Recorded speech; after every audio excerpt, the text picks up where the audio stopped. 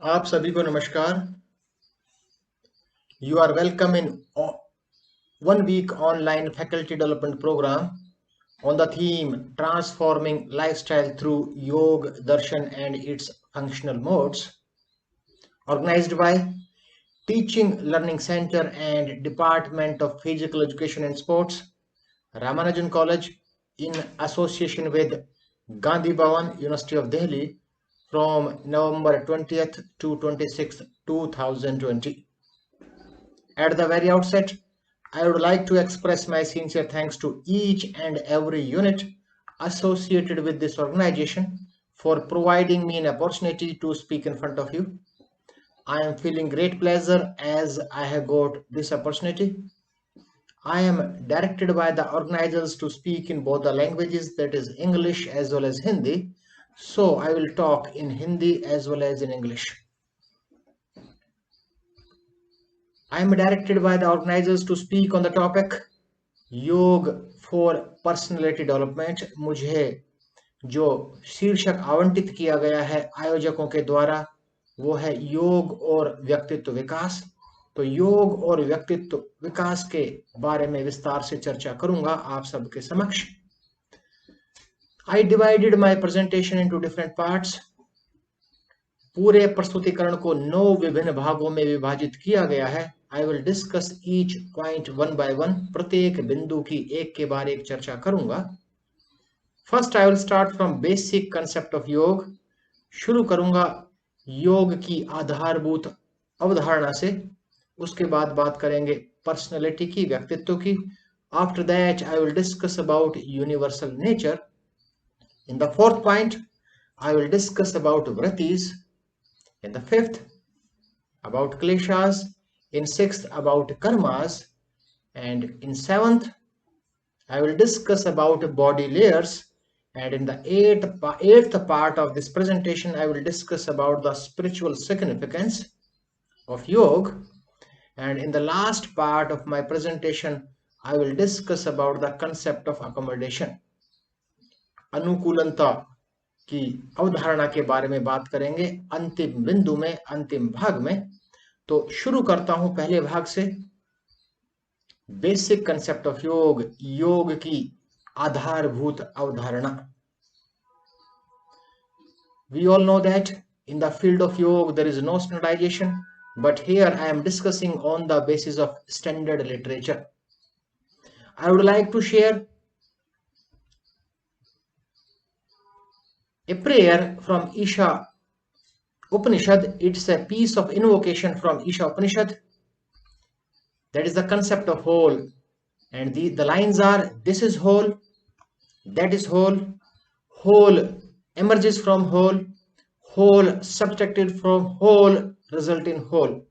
यह समग्र है, वह भी समग्र है। एक समग्र की उत्पत्ति दूसरे समग्र में हुई, एक समग्र से दूसरा समग्र घटने के बाद भी वह समग्र ही बचा हुआ है। It means whole minus whole is equal to whole. Is it possible mathematically? क्या यह मैथमेटिकली संभव है? इसको जानने का प्रयास कर रहे हैं। अगेन आई रिपीट, मैं दोबारा दोहराता हूं। This is a piece of invocation from Isha Upanishad. ये ईशा उपनिषद की प्रेयर की लाइन है। In the previous slide, we have discussed about two wholes. This is whole, that is whole, whole emerges from whole, whole subtracted from whole result in whole. Out of two wholes, दो समग्रों में, one whole is the visible, the cosmic consciousness, that is whole. ब्रह्मांडीय चेतना को समग्र माना गया है पहले whole में. Another whole is the visible phenomenal universe. Two is a whole. जिस फिनोमिनल यूनिवर्स में जो कि विजिबल है, जहां हम निवास करते हैं, जहां हम रहते हैं, that is also whole. It means from one whole the whole has come. एक समग्र से दूसरा समग्र आया, एक समग्र से दूसरे समग्र की उत्पत्ति हुई, and the whole remain the same. और वह समग्र वैसा ही है जैसा था. Even after the whole comes out from whole. हालांकि एक समग्र की उत्पत्ति दूसरे समग्र से हुई है, फिर भी वह समग्र वैसा ही है. तो यह तो था अर्थ उस ईशा उपनिषद के पीस इन्वोकेशन का, प्रेयर्स की लाइंस का। लेकिन अब बात करते हैं, this peace invocation of Isha Upanishad has a modern parallel in the mathematical concept of infinity. As Dr. H.K. Sen sets out in The Infinite in Vedanta and the Modern Mathematical Concept of Infinity. जो infinity का modern mathematical concept है और हमारे वेदांतों में infinity का क्या अर्थ था, दोनों के बारे में अपने विचार व्यक्त किए हैं अपने अध्ययन में डॉक्टर एच के सेन ने। तो डॉक्टर एच के सेन का जो कार्य था, जो उनका अध्ययन था, उस पूरे अध्ययन को तो आप सबके समक्ष प्रस्तुत करना संभव नहीं है। उस अध्ययन का एक छोटा सा एक उदाहरण लिया है। उस उदाहरण के माध्यम से मैं एक मैसेज आप सबके समक्ष छोड़ना चाहूंगा कि जो ईशा उपनिषद की जो पीस इन्वोकेशन था, जो प्रेयर्स की लाइनें थी, this is whole, that is whole, whole emerges from whole, whole subtracted from whole result in whole, इसका मॉडर्न मैथमेटिकल कंसेप्ट जो है इन्फिनिटी का, उससे क्या लिंक है, क्या संबंध है, उसमें से एक उदाहरण की बात करते हैं। एज पर डॉक्टर एच के सेन ने जो एग्जाम्पल लिया, जो उदाहरण लिया, the series of all integers 1 2 3 4 5 6, what will be the last value? Infinite, अनंत, कोई अंत ही नहीं है। दूसरा लेते हैं हम the series of all odd integers 1 3 5 7 9 11 and so on. If I ask a question, यदि मैं प्रश्न पूछता हूं, what will be the last value, कि अंतिम अंक क्या होगा, again your answer will be infinity. If we subtract second from one, यदि हम दूसरे को पहले से घटाते हैं, it means if we subtract all odd integers from the series of all integers of, then what will be the answer?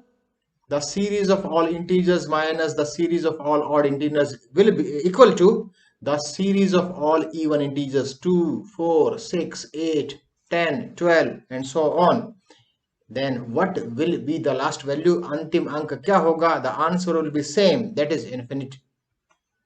It means the series of all integers is a whole, the series of all odd integers is also whole, and the series of all even integers is also whole. It means from the series of all integers, that is whole, if we subtract series of all odd integers, the answer will be the series of all even integers, that also comes under the category of whole.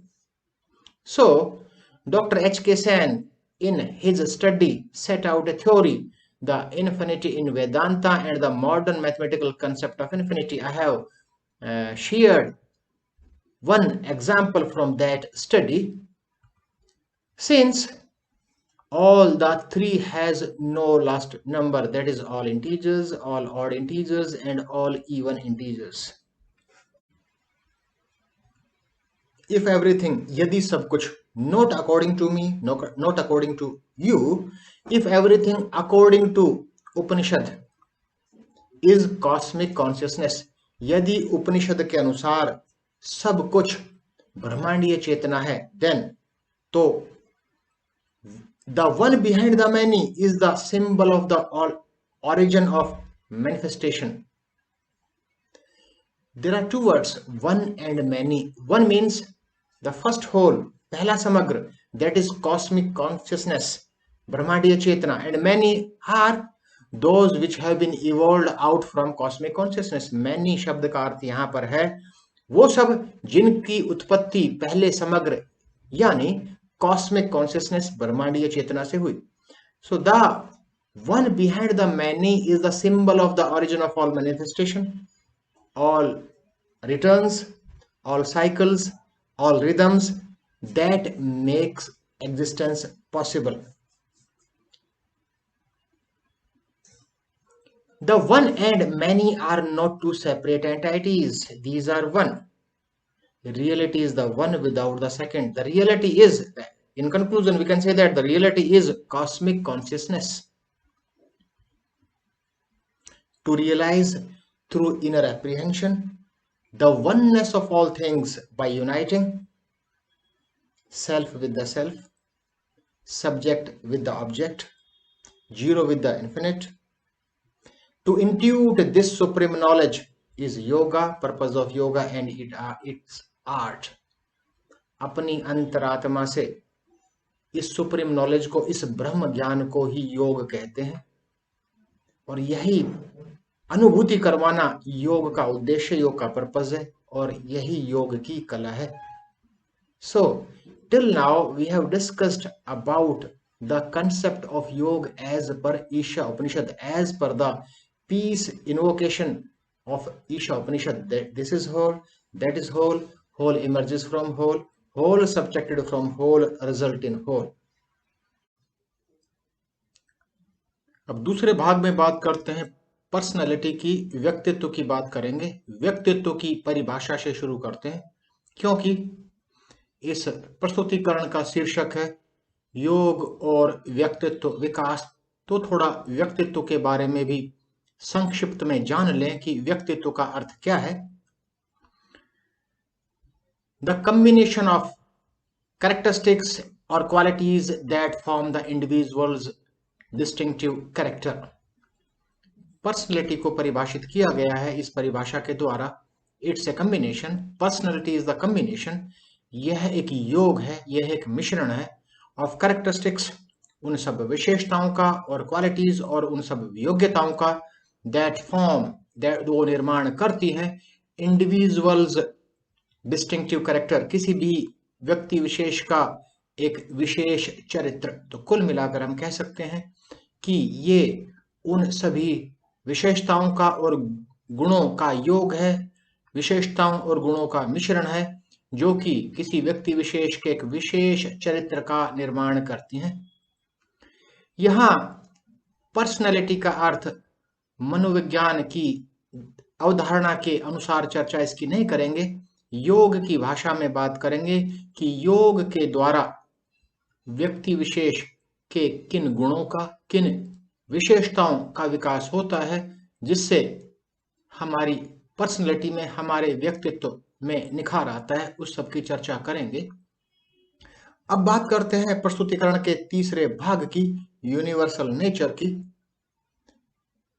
हम सब जानते हैं कि that exist in the universe also exist inside our body, जिससे यह ब्रह्मांड, यह प्रकृति निर्मित है, उन्हीं से हमारा शरीर निर्मित है. तो अब प्रश्न उठा कि ये यूनिवर्सल मोड्स कौन कौन से हैं. तो this universal mode consist of 3 modes और प्रिंसिपल्स. यह यूनिवर्स 3 यूनिवर्सल मोड्स के द्वारा, या 3 यूनिवर्सल और प्राकृतिक सिद्धांतों द्वारा संचालित है. And these universal modes are sattva, rajas and तमस. इन तीनों को भी संक्षिप्त में जानने का प्रयास करते हैं. सत्व means in this universe something enlighten अस, जो हमें ज्ञान और प्रकाश प्रदान करता है, वह तत्व कहलाता सत्व. इस यूनिवर्सल नेचर में कुछ ना कुछ चलायमान भी है, जो चलाता है. Something is going on, that is known as rajas. और इस प्रकृति में किसी न किसी रूप में विभिन्न बाधाएं, रुकावटें, अवरोध पैदा होते हैं. That mode is known as tamas. This universe consists of these 3 universal modes, sattva, rajas, tamas. In the same manner, we also have all these 3 modes, sattva, rajas and tamas, since that exist in our body also exist outside the body. Out of these 3 universal modes, that is sattva, rajas and tamas, these rajas and tamas, these are productive of pain, misery and sorrow. ये जो 3 universal mode हैं, सत्व, रजस, तमस, इनमें से रजस और तमस ये दोनों जनक हैं, उत्पादक हैं दुख और दर्द के. जो तीसरा यूनिवर्सल मोड है सत्व, this is a productive of spiritual release, वो मोक्ष के लिए उत्तरदायी है. अब चौथे भाग में बात करते हैं वृत्तिज की, कि वृत्तियां क्या हैं. वृत्तियां means thought waves. Thought waves, these arises due to our चित्त, और चित्त है the entirety of human mind, जो भी हमारे माइंड में, हमारे माइंड स्टफ में जो स्टोर्ड है एवरीथिंग, और the entirety of human mind is known as chitta. Due to chitta, vrittis are possible, and there are 5 types of vrittis. Praman means right cognition. Second one is viparya means wrong perception. Third one is vikalpa means imagination. Fourth one is smriti means memory. Fifth one is nidra, sleep. These are 5 vrittis. Important point is, since we are discussing about the topic personality development through yoga and personality development, the important point to note is, महत्वपूर्ण बिंदु है, when thought waves means vrittis of mind are controlled. जब हम वृत्तिज को, thought waves को, जो कि mind और हमारे मन से उत्पन्न होती हैं, यदि हम उनको नियंत्रित करते हैं, and withdrawn, if we withdraw the mind stuff means the chitta reveals the nature of the absolute self, atman. And these vrittis are when rajas and tamas, out of 3 I have discussed about 3 types of universal modes, sattva and rajas and tamas. Out of these 3, when rajas and tamas predominate, the vrittis are known as kalishta vrittis. यदि रजस और तमस इन दोनों universal modes की अधिकता होती है, उस दशा में जो वृत्ति उत्पन्न होती हैं, उन वृत्तियों को कहा जाता है क्लस्ट वृत्तिस. It means thought waves that give rise to afflictions and miseries, जो दुख का कारण बनती हैं और हमारे व्यक्तित्व पर नकारात्मक प्रभाव डालती हैं. और दूसरी तरफ when सत्व predominates, जब सत्व नाम के यूनिवर्सल मोड की अधिकता होती है, they are known as अक्लिष्ट वृत्तिस, और उनको कहा जाता है, जो वृत्तियां उठेंगी वो उठेंगी अक्लिष्ट वृत्तिस. It means the thought waves that destroy afflictions and miseries, जो दुख को दूर करती हैं. और हम अनुमान लगा सकते हैं, अंदाजा लगा सकते हैं कि यदि अक्लिष्ट वृत्तिज होंगी तो वो हमारे व्यक्तित्व में सकारात्मक योगदान प्रदान करेंगी. So instead of dominating rajas and tamas in all of us, the sattva should dominate.